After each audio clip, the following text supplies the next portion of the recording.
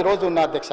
నేను ఒక్కటే అడుగుతున్నా అధ్యక్ష ప్రతిపక్షాన్ని, రీజనల్ రింగ్ రోడ్ వేసుకుందామా వద్దా, రేడియల్ రోడ్స్ వేసుకుందామా వద్దా, మన ఫ్యూచర్ సిటీని కట్టుకుందామా వద్దా, మూసీని నిర్మించుకుందామా వద్దా, మెట్రో రైలును పొడిగించుకుందామా వద్దా, హైదరాబాద్లో ఫ్లైఓవర్లు కట్టుకుందామా వద్దా, హైదరాబాద్లో టన్నెల్స్ కట్టుకుందామా వద్దా.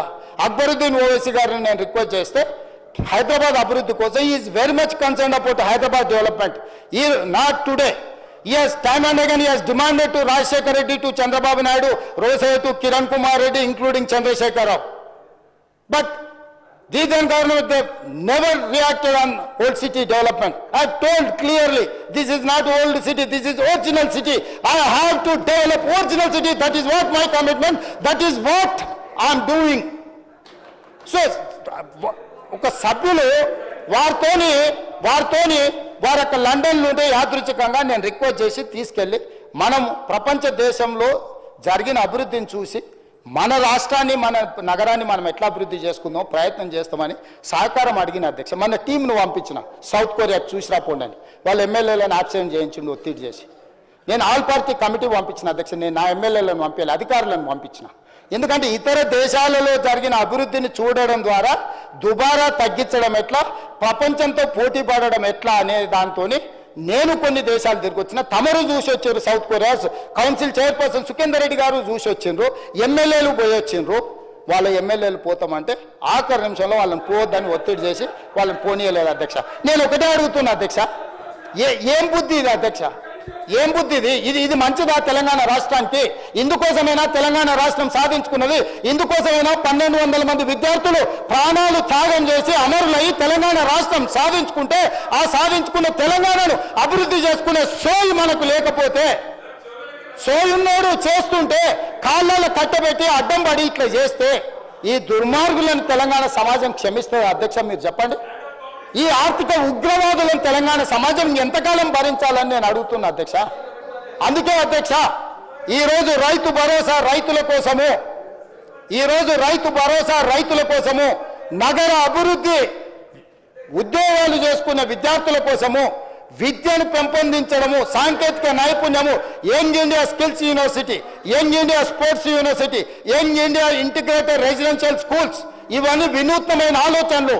మీరు స్పోర్ట్స్ స్టేడియంలు గతంలో కడితే దేనికి ఇచ్చిండు అధ్యక్ష? సన్బర్న్ పార్టీలకు ఇచ్చిండు అధ్యక్ష, డ్రగ్స్ తీసుకునే పార్టీలకు ఇచ్చిండు అధ్యక్ష. సిగ్గులేదు అధ్యక్ష. స్టేడియం క్రీడల కోసం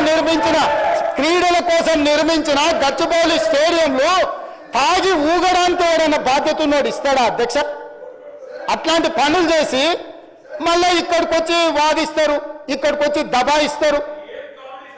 ఏంది అధ్యక్ష ఇది? ఇవన్నీ కూడా నేను కోపంతో చెప్తలేను అధ్యక్ష. తెలంగాణ సమాజం ఆలోచన చెయ్యాలి. అక్కడున్న మిగతా సభ్యులకు కూడా తెలంగాణ సమాజం పట్ల కొంత కమిట్మెంట్ ఉన్న పార్టీలు ఉండు. విధి లేని పరిస్థితుల్లో, తప్పని పరిస్థితుల్లో, రాజకీయ విధి లేని పరిస్థితుల్లో ఉండొచ్చు. అట్లాంటి వాళ్ళు సావాసం చేయకండి.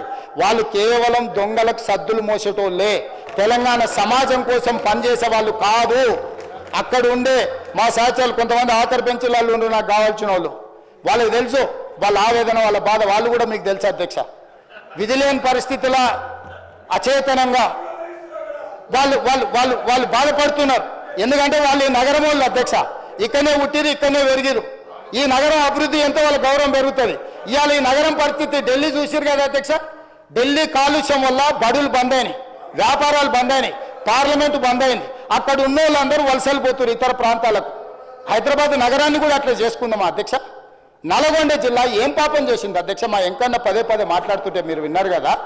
ఏం పాపం చేసి ఫ్లోరైడ్ భూమిలో ఉంటే ఆ ఫ్లోరైడ్ బాధితులు ఇప్పటికీ తరతరాలుగా కాలు వంకర నడుము వంకర ఇవాళ బతకలేని పరిస్థితి నల్గొండ జిల్లాలో ఉంటే ఎస్ఎల్బిసి టన్నెల్ ద్వారా 3.5 లక్షల ఎకరాలకు నీళ్ళు ఇచ్చి ఆ నల్గొండ జిల్లాను బాగు చేయాలని ఈరోజు బ్రాహ్మణవేలి కానీ, పిలాయపల్లి కాలువ కానీ, ధర్మారెడ్డి కాలువ కానీ ఈ ప్రాజెక్టులని పూర్తి చేయాలని వాళ్ళు కంకణం కట్టుకొని ప్రయత్నం చేస్తే 10 ఏళ్ళు పొడవు పెట్టింది అధ్యక్ష. ఎస్ఎల్బిసి 32 కిలోమీటర్ల ఆనాడు ఉమ్మడి రాష్ట్రంలో టన్నెల్ పూర్తి చేస్తే 10 కిలోమీటర్ల టన్నెల్ పూర్తి చేయకుండా నల్గొండకు అన్యాయం చేసి ద్రోహం చేశారు అధ్యక్ష. అన్యాయం అన్నది దీన్ని అక్కడ ఉన్న జగదీశ్వర్ రెడ్డి గారిని గుండెల మీద చేసుకొని చెప్పమని వాళ్ళు చేసింది కరెక్ట్ అని 10 ఏళ్ళు 10 కిలోమీటర్లు టన్నెల్ తవ్వకపోవడం కేసీఆర్ గారి గొప్పతనం మా పార్టీ సాధించిన విజయం అని జగదీశ్వర్ రెడ్డి గారు చెప్పగలరా నల్గొండ ప్రజలకని నేను అడుగుతున్నా.